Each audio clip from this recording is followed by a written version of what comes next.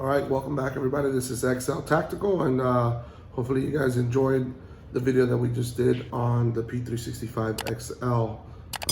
If you haven't seen it already, I'll make sure I put the information to this video in the description area below. But what we'll get into here is just an updated video of our gun collection. I'm gonna go through most of the guns, some of them a little bit more in detail, some of them a little bit less, but without further ado, let's get right into it. First gun we have on the table here is the Ruger LCP chambered in .380. This is a nice little pocket pistol. I've done a video with this before. It's a small little gun. Usually get to use this every single time whenever I'm going to the mailbox or going out, stepping out just for a quick moment. Something that can fit right into my pocket, no problem. And I get to always feel that I'm having a firearm on my possession. This is, like I said, chambered in .380 and has a standard capacity of 6+1. Now there are other mags that you can put 7+1, but a nice little pocket pistol. Great trigger, nice ergonomically feel, and it fits right in the palm of your hand. So that's the Ruger LCP2. All right, so we have here on the table is the two firearms that I have in my possession that are chambered in .22 LR, so nice little plinksters. First off here is the Walther P320. You've seen this before. This is my daughter's and my wife's gun. Typically the best use that I have this is whenever I take somebody out for the first time to the range. This is typically the gun that I like to have them shoot so I can get acclimated with the recoil. It has hardly no recoil on it. So it's a nice little gun. Has a safety decocker, little rail. Standard capacity is 10+1. So that's a nice little starter gun for anyone to have in the collection. Next off here, what you can see looks like a Colt 1911. It is not. It is a GSG 1911. Like I said, chambered in .22. Nice little FDE color with some engraving to have the American flag to resemble the heritage of this particular firearm. Get a lot of compliments on this particular firearm. And when I take this out to range, I can pretty much shoot it all day for about $20, which is really nice.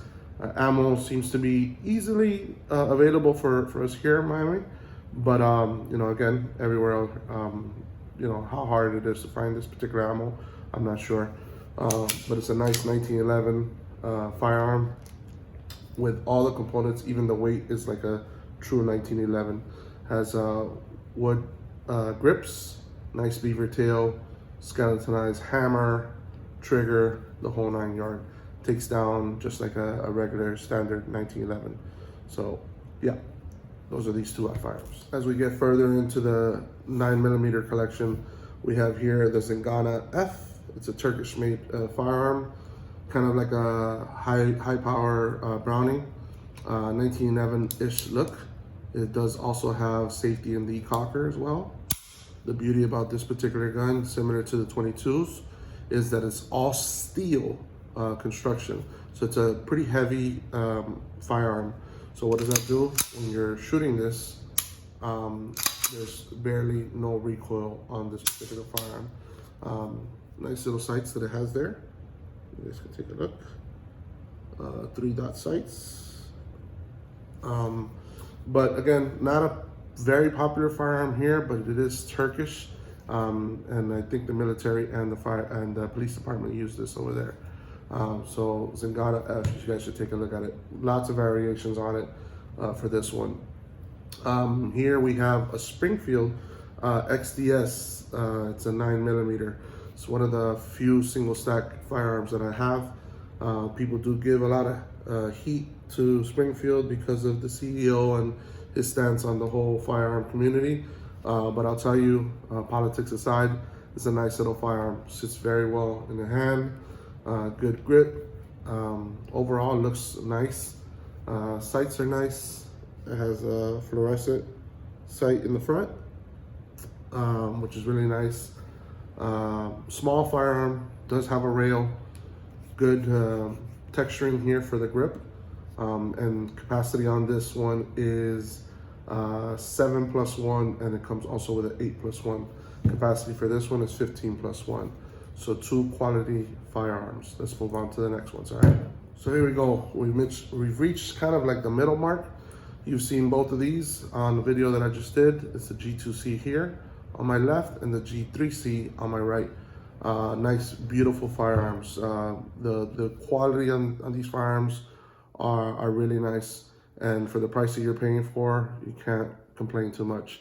Again, like I mentioned in the previous video, this is probably right now sub $200. Again, that can vary from place to place.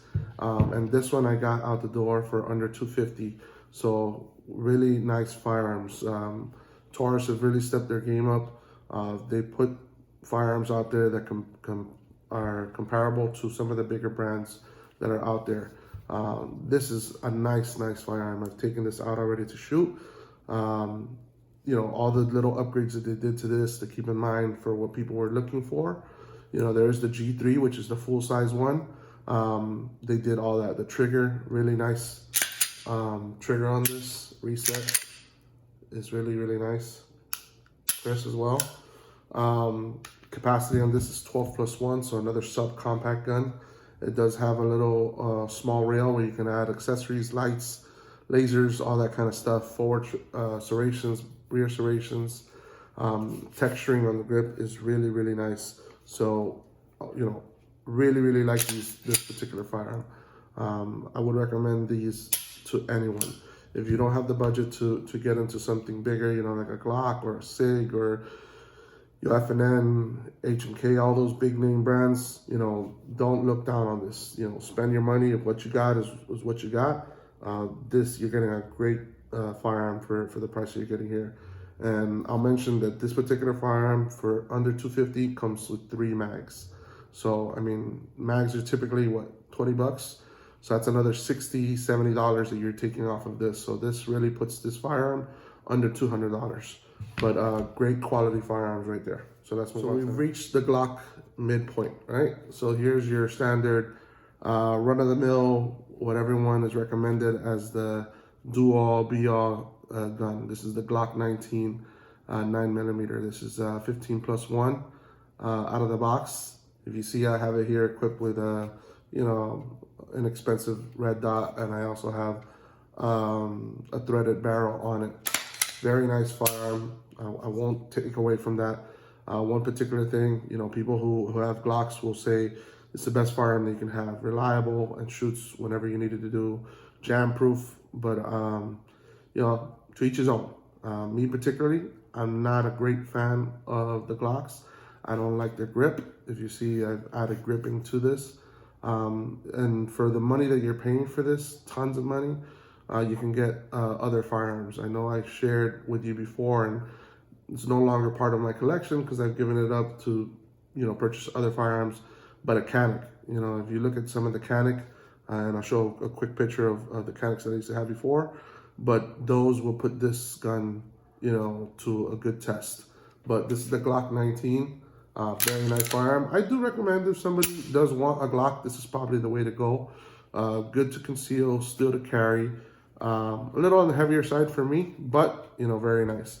Now, we move on to this particular bad boy. This is where my change of Glock kind of changed a little bit. And I know some of the Glock people that like it maybe don't like this one as much. This is a single stack Glock.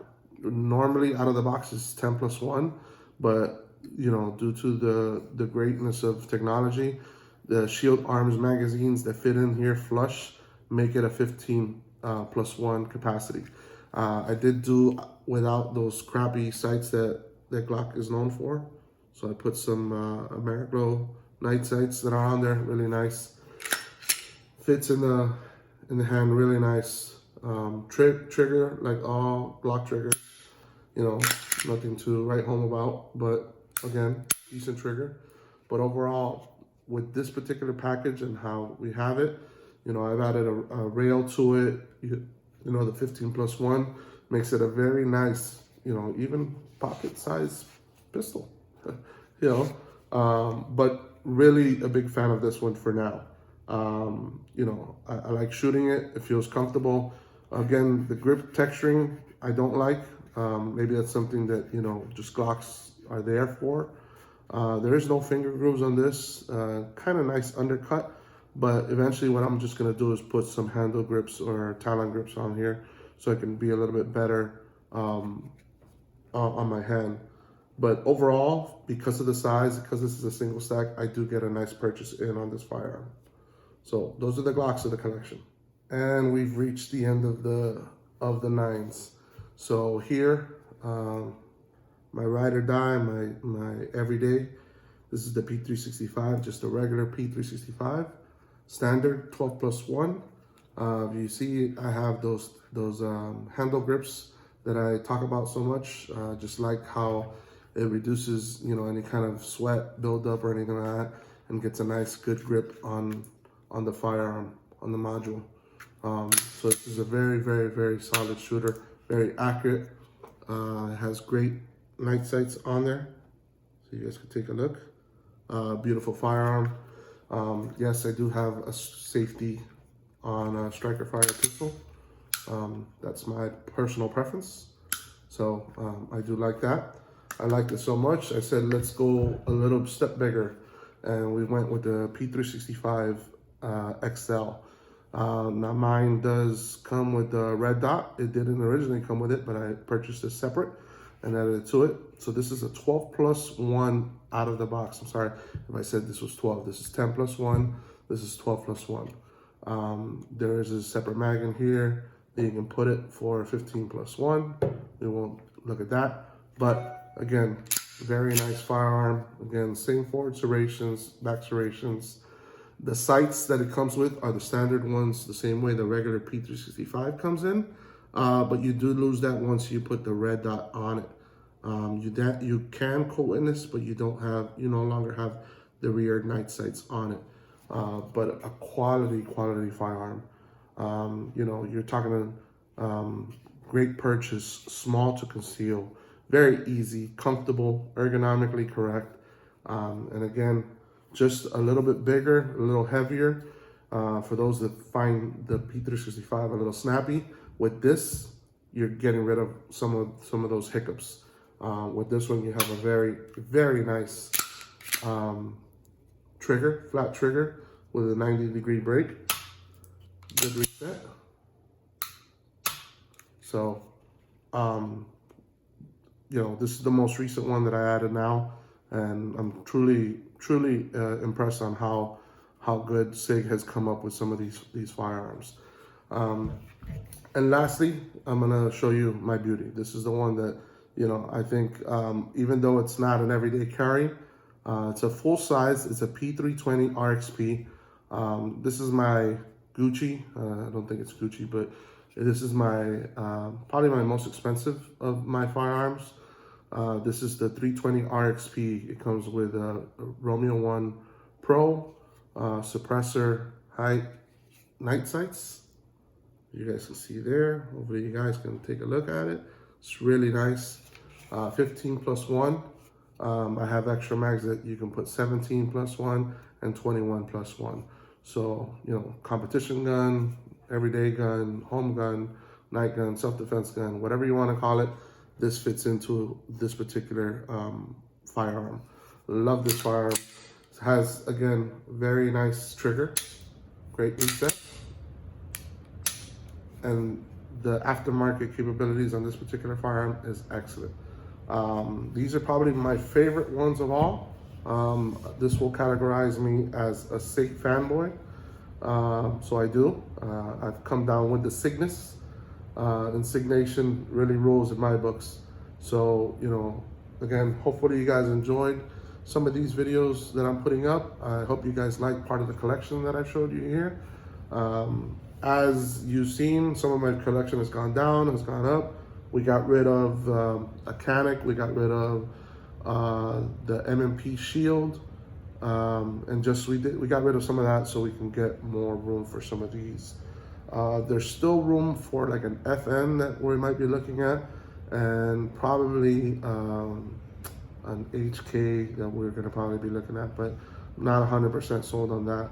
I think I'm looking for, you know, my next firearm is either the P326 or the P329 from the Sig family.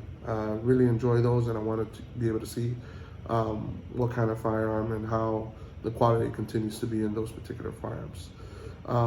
So if you haven't subscribed already, please do so. Don't forget to comment, like, and share below. Get down into all the comments, and until the next one, I hope you guys like this video. Thank you.